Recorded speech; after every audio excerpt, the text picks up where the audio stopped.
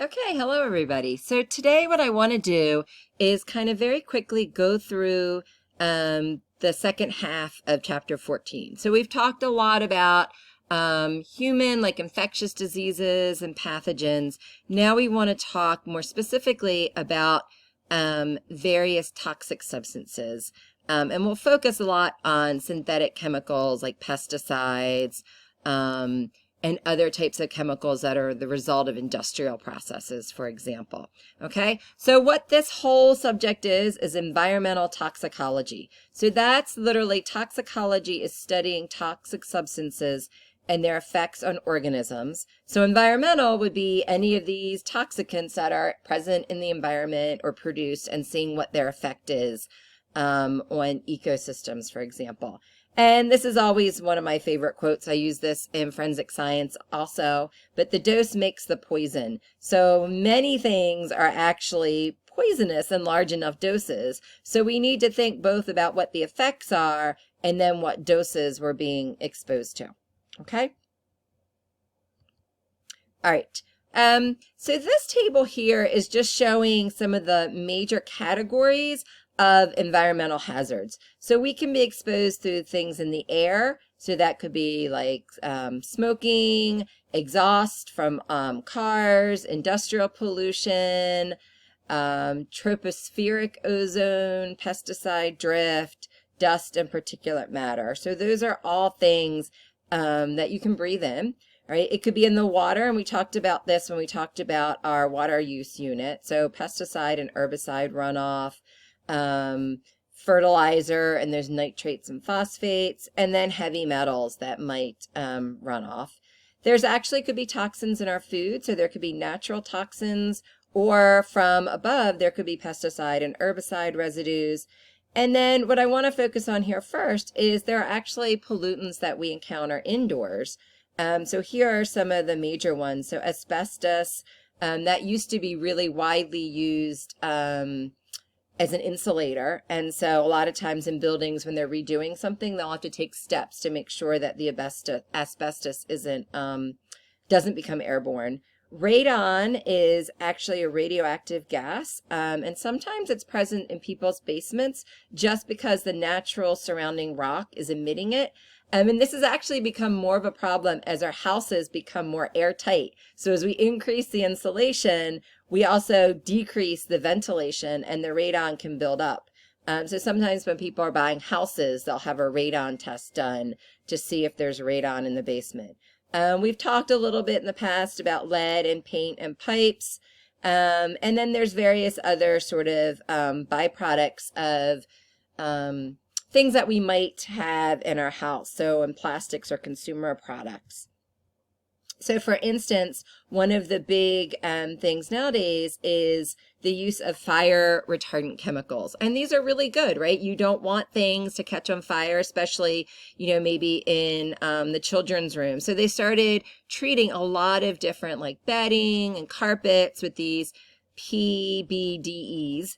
But it turns out that they actually release at really slow rates during the lifetime of the products, and they've now been associated with harmful effects. So now people have to weigh, well, what's the risk reward? So it's good to have fire retardant things, but do we want to be exposing our children to these toxic chemicals? And so maybe the answer is really think about which things need to be treated with fire retardants. All right, the other thing I want to bring up here is just a reminder that not all toxic substances are synthetic. There's actually a lot of natural things that are pretty poisonous or toxic. So just kind of keep that in mind as we go through the slides. All right. Silent Spring began the public debate over synthetic chemicals, and particularly here is a truck shown spraying DDT. And if you remember, we watched the New York Times Retro Report, and it talked a little bit about Rachel Carson and DDT. Okay. And so when we're thinking about toxic substances, they can come or cause various effects. So we can sort of categorize them based on their primary effects. So carcinogens are chemicals that are known to cause cancer. Mutagens are chemicals that we know are capable of mutating the DNA. Teratogens are chemicals that cause developmental abnormalities. So they affect embryos and fetuses during development and then can cause various developmental defects. Neurotoxins are chemicals that specifically impact the brain or spinal cord. Heavy metals fall into this category. So if you remember, we talked about mercury poisoning. So mercury, lead is also a neurotoxic. If you're like me, you know exactly what allergens are. So these are things that cause our immune system to basically overreact. So they're not harmful in themselves, but because our immune system doesn't react appropriately, we sneeze or cough or get watery eyes. Pathway inhibitors, this just means they inhibit some pathway. An example here would be a lot of like rat poisons interfere with the clotting pathway, and so that causes the rodents to basically bleed out because they can no longer clot. And then finally, endocrine disruptors. And if you remember, we talked about these when we mentioned BPA and the plastic water bottles. So an endocrine disruptor is basically something that disrupts the endocrine system or hormones. So it basically usually mimics a naturally occurring hormone. And so then it can have effects that would be similar to the actual hormone. And we can be exposed to that, and then it can affect our systems. Okay. One little case study that I want to bring up, you may have heard of thalidomide.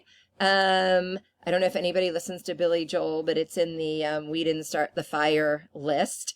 And basically in the 1950s, this was developed as an aid to help sleep and prevent nausea during pregnancy. And it was prescribed to a lot of women, and it was really at first thought of to be this great drug that prevented morning sickness. But unfortunately, they then found out that it caused severe birth defects. So it's a teratogen.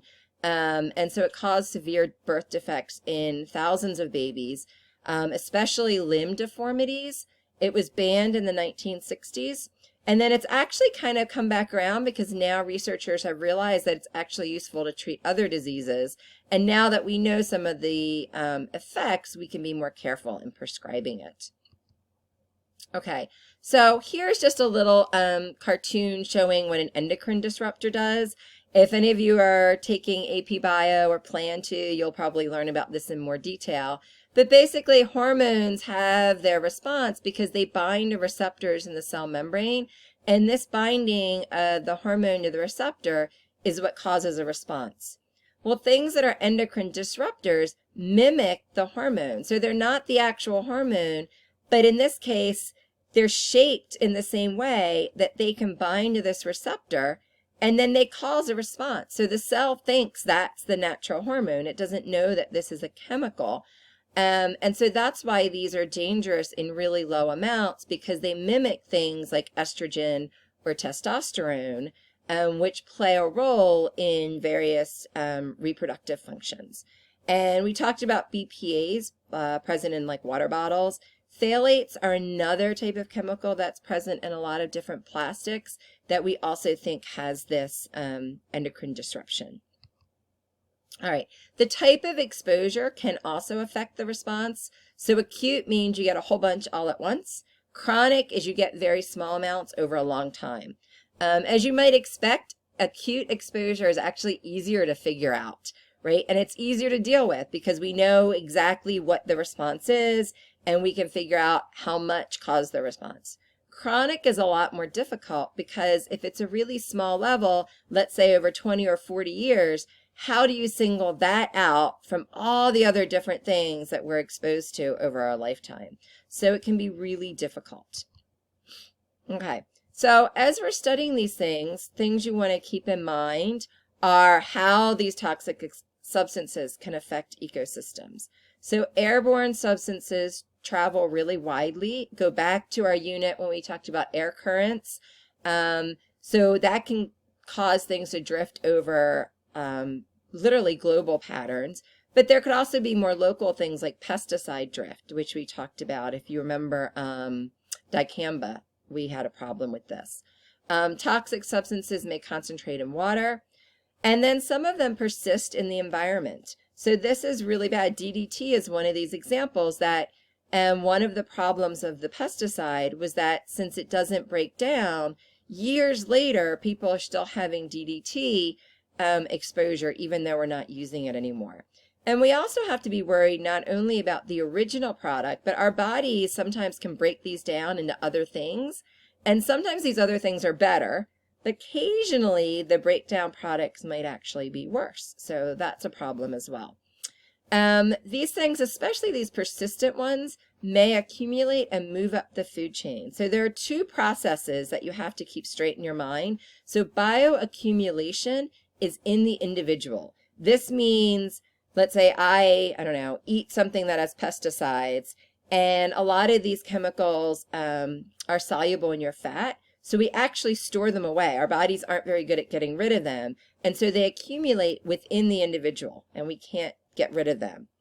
Biomagnification is then when it starts to magnify up the food chain. And we talked about this with mercury in fish. Okay, and all of these things could threaten ecosystem services. So just an example is if chemicals in the ground kill decomposers, then that might interfere with that ecosystem service of breaking down nutrients and returning them to use. Oops. All right, and this is from your book, so I'm not going to go through the whole thing now, but you can just see lots of the ways that we are all interconnected. So even though we might not think we're exposed to, let's say, waste from manufacturing, right? Maybe it shows up in our drinking water, or maybe it shows up in something that we hunt and then harvest. So there's a lot of different sort of webs that impact how we're exposed to things. Okay, and here's an illustration of biomagnification. So in this case, it's looking at DDT. So here, DDT is in the water, so the zooplankton are going to take it up. The zooplankton are eaten by small fish. The small fish are eaten by larger fish. And then the larger fish, let's say, is eaten by this osprey. And so you can see, as we go up the food chain, that the DDT is getting much more concentrated. So by the time it gets to this osprey, you may see really toxic effects, for instance, in the shells. And so that was one of the problems that DDT caused. All right, so how do we study the effects of these hazards? Okay, and a lot of times it's a combination of field work and lab work. So an example of this, when people first started studying endocrine disruptors, so Gillette studied alligators in Florida, and he started realizing they were having a lot of reproductive issues, really strange sort of developmental problems. And so his hypothesis was that chemical contaminants were disrupting the endocrine systems of alligators during their development in the egg. And he studied this in two ways. So he did a natural experiment where he looked and compared polluted lakes versus cleaner lakes and saw that there was a correlation. And then he went back to the lab and he found that several of these contaminants could actually bind to receptors for estrogen. Okay. This work was followed up by Tyrone Hayes, and he studied frogs, and he saw the same kind of weird reproductive problems in frogs, and he linked this to atrazine. So again, he sort of did two experiments. In the lab, he raised frogs in water that contained a low amount of atrazine and realized they became feminized and hermaphroditic. So that means they had both male and female reproductive parts. And then in the field, he could go to various ponds and correlate what he saw there with herbicide use and the various reproductive issues he was seeing. Okay, and just if you're curious, we kind of mentioned this before, but there are some people that think this is having an effect in humans. So if we look at sperm count over the years, there's been a decrease, and there's also been an increasing of testicular cancer. Now, this is just a correlation, and as we said before, this is really hard to tease out because so many different things could be affecting this. But a lot of people think that these endocrine disruptors are really having an effect on us now. And an interesting example that's in your book, I don't have time to go through it right now, but look at the little box about the Yaqui Indians. So they basically looked at areas that used pesticides versus those that didn't. Okay, so that does it for today, and I'll see you later. Bye.